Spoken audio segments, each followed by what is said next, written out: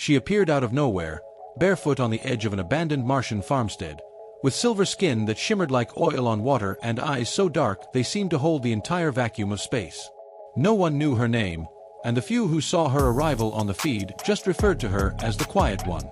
But on EarthNet's deeper forums, the ones buried under encryption and ghost proxies, she was known by another name, the alien girl who wanted a quiet life. Her name, as it turned out, was Taliron vs Ixena. And she was running. Her shuttle had folded out of compressed subspace in low Martian orbit, burning cold plasma across the red sky, slipping past outdated orbital defenses like a whisper. She landed it herself, scrapped it 30 minutes later. No trail. No transmissions. Just a long cloak, a backpack of stolen galactic credits, and a simple dream, anonymity. Peace. She chose Mars because no one chose Mars anymore. Ever since the Eden projects failed and the terraforming initiative choked on its own bureaucracy, humanity had abandoned the planet like a half-written poem. What remained were broken domes, cracked hydrofarms, and silence. Silence was exactly what Tali craved. But then he showed up, smelling of machine oil and bad decisions, humming an off-tune melody from a forgotten Earth song as he scavenged old lithium cores. His name was Caleb Ross, 29 years old. Human. The kind of human who could look at a collapsed bioreactor and say, "Huh, bet I can fix that." He found her by accident, tucked beneath the shade of a decomposing solar canopy, her long fingers cradling a jar of synthesized water like it was the last sacred relic of a dying god. "You lost?" he asked, squinting into the shadows. Tali stared at him for a long time. Her people measured time differently. Seconds were inefficient units. She measured humans in how quickly they asked questions, and this one had waited 3 full seconds before speaking. That was interesting. "I am not lost," she said finally, her voice smooth like cold wind, tinged with a subtle reverb that made Caleb's skin crawl in the best way. "You're not found either," he quipped, kneeling and setting his toolkit down. "Nobody just is on Mars. I am." That would have ended it, should have, in fact. But Caleb Ross had the unfortunate quality of curiosity. The dangerous kind. The kind that unravels secrets like string from a spool. He offered her a meal, a protein bar barely worth the wrapper it came in. She took it anyway. He offered her a place in the dome he'd refurbished near Olympus Mons, complete with filtered air and a working radiator. She followed. For 3 days, neither of them said much. She would sit by the cracked viewport and stare at the distant storms. He would tinker with ancient drones and curse at solar panels. It was a fragile rhythm. And for a brief flicker of time, Tali allowed herself to believe this was what she had come for. But peace is a lie in any galaxy. She knew at the moment the frequency spike hit the radio array. Too sharp, too deliberate. An encrypted signal buried in the static. It was a tracking burst, shaped like a harmonic cipher from the Ascendancy. A warning, "We found you." Caleb noticed the change in her before she even told him. She moved differently. Stiffer. Like a ghost waiting for gravity to remember her name. He didn't ask until she finally did something strange. She entered his workshop, silent, and placed a small metal cube on his workbench. It pulsed with a gentle blue light. "What's this?" he asked. "A last resort," she replied. Caleb picked it up, frowned. "Feels heavy. It is a compressed singularity, folded into a stasis trap." He blinked. "Like a black hole. A tiny one. Contained. If I die, it will activate. Consume this station, this crater, everything in a 10-kilometer radius." Caleb slowly set it back down. "Right. So, no pressure." Tali's gaze met his. "They are coming. And I need to run. Again." He looked at her, this alien girl who spoke like poetry and moved like wind, and said something incredibly stupid. "No." She tilted her head. "No. You don't get to leave. Not yet. I am not yours." "I didn't say you were," he replied. "But maybe I don't want peace anymore. Maybe I want you to have peace. Here. With me." She opened her mouth. Closed it again. Her people were not built for sentiment, at least not in the way humans were. But something in Caleb's voice cracked a layer of her that had remained sealed since her exile. "You don't understand what they are," she whispered. I don't need to. I just need to know if it's worth fighting them for you. And she didn't say no. That night, they stood side by side on the dome's outer ridge, watching the stars shift. He brought out a drone with a scope, patched it into the long-range sensors. The ship appeared a few hours later, a spear of obsidian drifting through the void, death incarnate. They call it Vexery's mouth, she murmured. It never opens unless it's going to devour. You're really good at naming horrifying things, Caleb said, hand tightening around the stock of a makeshift railgun he'd pulled from storage. Got any plans? She smiled faintly. Just one. Let me guess, run? No, she said. Fight. With you. And so began the most absurd battle in the history of the Mars graveyards. Two beings against a Dread-class interceptor designed to level colonies. But absurdity, it turns out, is humanity's specialty. Caleb's traps were crude but clever.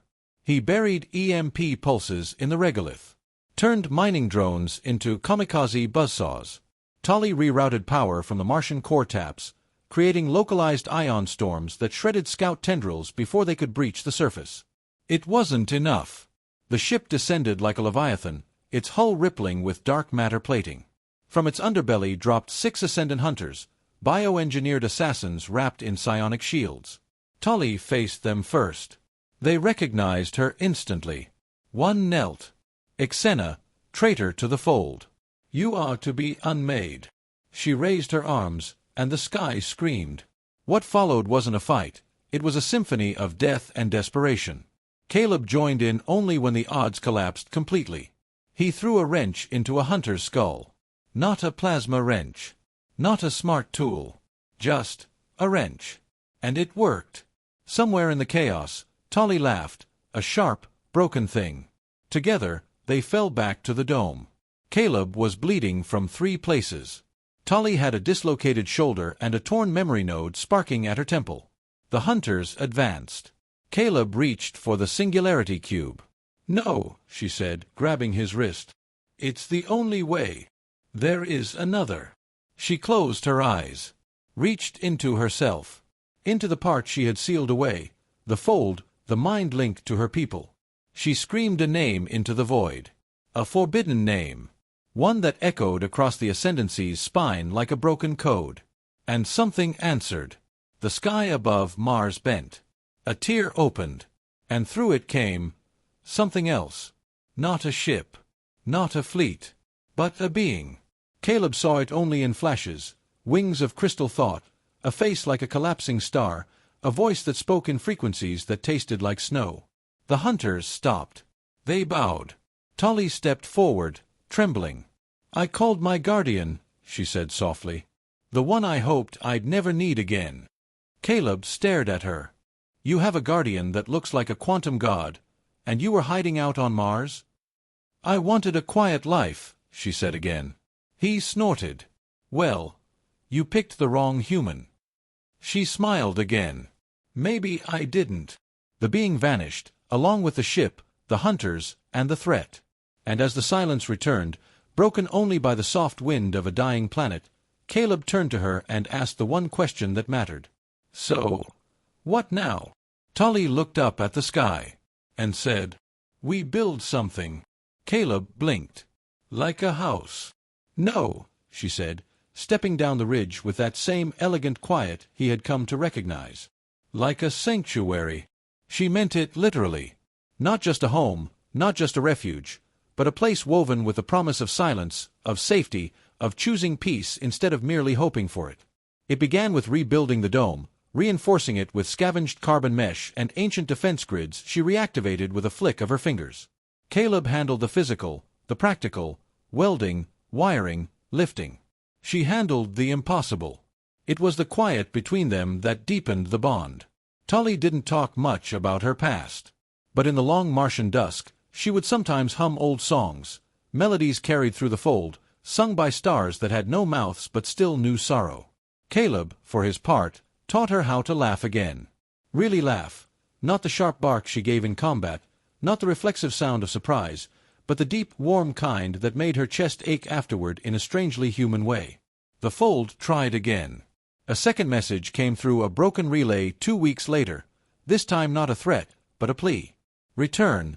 Ixena. The war is spreading. We need your clarity. Your mind. She didn't respond. Instead, she soldered solar filament with Caleb and watched the windstorms through polyglass. She harvested algae with her bare hands. She wrote, slowly, on paper. The only technology she embraced was the kind that didn't speak back. You ever miss them? Caleb asked one night, lying back on a warm rock under Mars' fall sky. The fold. Your people.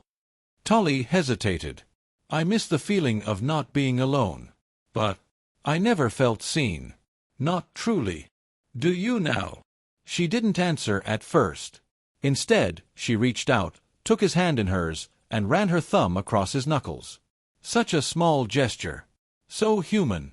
So strange. Yes, she whispered. Now I do. And so the days turned, one after another, slow and golden like old vinyl. Mars remained barren, hostile to most, but for them, it became something else. A cradle for a future that had no name yet. Then one morning, the sky cracked again, not with danger this time, but curiosity. A human science vessel entered orbit. Small. Unarmed. Its signal was broad-spectrum, friendly. It asked a simple question. Is anyone down there? Tolly and Caleb stood in the control room of the rebuilt dome, staring at the blinking console. What do we say? Caleb asked. Tolly tilted her head. That depends. Are we ready for visitors? He looked around at the stillness they had built, the delicate life they were fostering. No, he said honestly. But Tolly smiled, a flicker of mischief touching her alien features. Then let's make them earn the answer. So they ignored the hail, just for a little while. Let the humans guess. Let them wonder.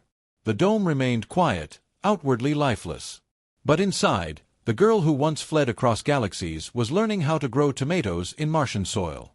And the man who once lived by scavenging now played engineer, builder, partner, guardian. That night, she brought out something new, a data crystal embedded in old glass, a piece of her old world reprogrammed to store music. She placed it gently on a reader, and suddenly the dome filled with a slow, haunting melody that had no origin in Earth or ascendancy. Caleb closed his eyes. That's beautiful. It was composed by a blind philosopher who saw through echoes, she said. He believed the universe would eventually sing itself into silence. Well, Caleb murmured, drawing her into his arms, until it does, you've got me. Her forehead touched his, their breaths mingling in the stillness. And for the first time in all her lifetimes, across all the cities, worlds, and wars she had known, Tollyron vs. Ixena felt no need to run. Not from herself. Not from the fold. Not even from peace. But the universe has long memory, and silence is never eternal. The crystal's song faded. And somewhere in the dark between stars, something woke up. Something old. Something that remembered her name. It didn't knock. It never did. 3 weeks after the human vessel departed orbit, frustrated, perhaps, or simply believing the signal was faulty, Tolly awoke in the middle of the Martian night with a feeling she hadn't felt in years. Not fear. Recognition. She stood quietly, bare feet on cold steel, her body illuminated only by the soft blue of the greenhouse lights. Caleb was still asleep, sprawled in the bed they had rigged together from scavenged habitat foam and stitched synth fabric. The stars outside didn't blink anymore. They watched. She reached toward the comm array, fingers trembling just once before the instinct of an ex-ascendancy war tactician returned. She tapped 3 keys. A diagnostic blinked open. Then another. There it was. Not a ship. Not even a signal. A shadow. Buried in the background radiation of the cosmos, hidden behind Jupiter's dying moons, where gravitational pull blurred time just enough to hide monsters. Something had folded space, but not to travel. It folded space to wait. Caleb stirred. Tolly. She turned. Her expression was unreadable. He sat up, rubbing his eyes. You okay? No, she said softly. It remembered. He didn't ask what it was. Caleb wasn't stupid. He didn't need her to explain that this wasn't the Fold or the Hunters or even another race from the Great War era of the galaxy. He just looked at her for a long moment, saw the way her jaw tensed, The way her pupils had narrowed to pinpoints. "What does it want?" he asked. "Me. Or more precisely, what I carry. What I locked away in the deep of myself when I left my world. The ascendancy built me to interface with ancient minds. I refused. I burned my designation. But something older than us, older than both our civilizations, noticed the spark. He was quiet. How old are you? He asked finally, not out of fear, but fascination. Tolly looked at him. By your years, I am 79. But I stopped aging when they laced my neural lattice with time-deflective filaments. He whistled. You don't look a day over 25. That was the goal, she said without smiling. The ascendancy believed in presentation. We were their angels. And now I am the ghost of a fallen angel, she said. And something in the dark wants to wear my skin. Caleb stood and stepped closer, his voice low and certain. Then it's going to have to go through me first. That finally earned him a smile, but not a happy one. You are very brave. And very foolish. I've been called worse. She leaned against him, forehead resting to his shoulder. I wanted a quiet life, Caleb. He wrapped his arms around her. Then let's give them hell for trying to ruin it. The thing arrived the following day, but not in any way that Mars could detect. No ship. No descent. Just a ripple. The shadows shifted on Olympus Mons.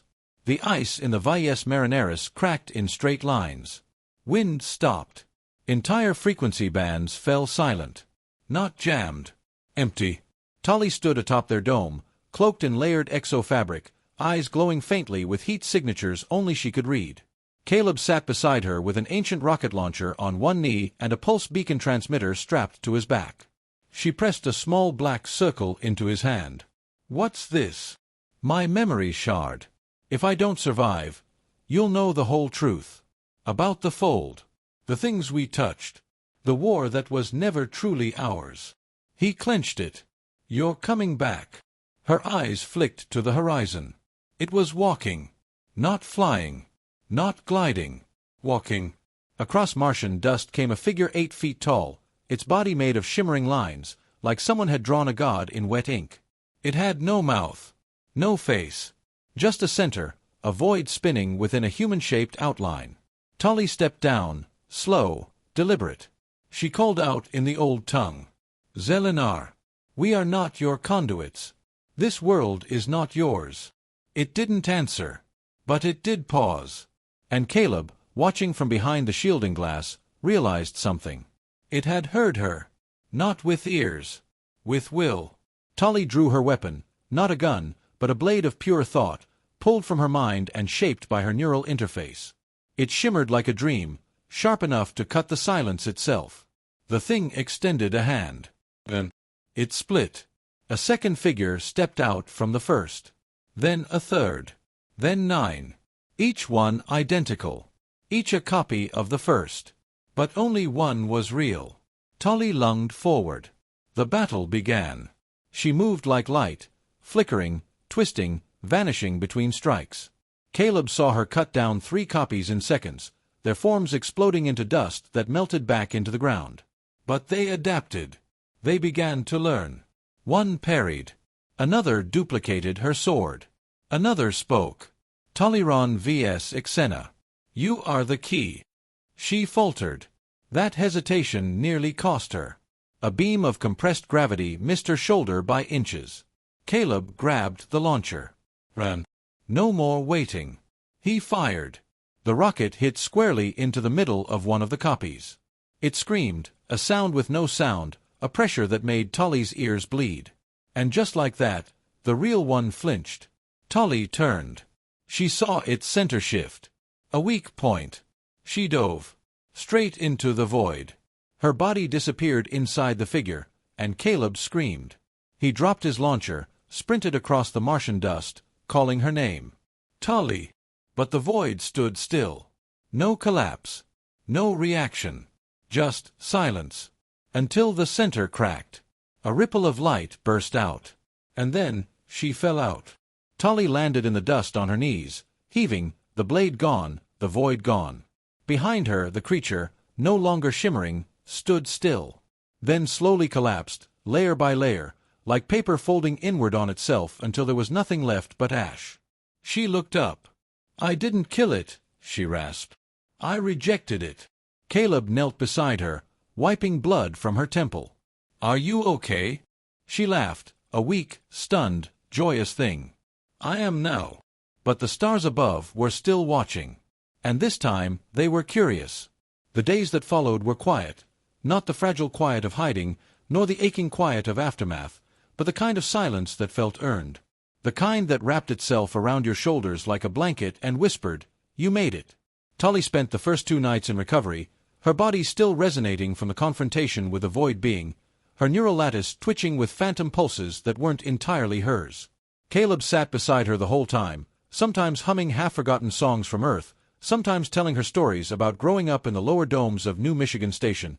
Nothing important, just human things. Things that anchored her. On the 3rd day, she finally opened her eyes fully and looked at him, not just with the gaze of a soldier or a survivor, but with the soft, unguarded expression of someone choosing to stay. "You stayed," she said simply. "Of course I did," he replied. "You think I was gonna let some ink-stained god thought steal my roommate/blade dancer?" She snorted, a sound somewhere between a laugh and a groan. "You're an idiot. Only on weekends." She reached up and touched his face, fingertips tracing his cheek. "I saw something inside it, Caleb. That thing, Zelenar, it wasn't just here for me. It was here for you too. For humanity. It watches species that open doors they shouldn't. You're getting close." "We're barely getting power back to Venus colonies," Caleb said. "We're not threats." "You are," she said softly. "You dream too big. You don't fear the dark like the old races do. That makes you powerful. And dangerous." He sat back. "So what? It came to erase the threat before it could bloom." "No," she murmured. "It came to seed you. To offer you a place in its mind. You ever heard of symbiotic ascension? Sounds like a bad rock band. It's worse. The Fold studied species that merged with higher dimensional entities. They gained power, knowledge, longevity, but they stopped being themselves. It's a slow forgetting. You become an echo of the greater voice.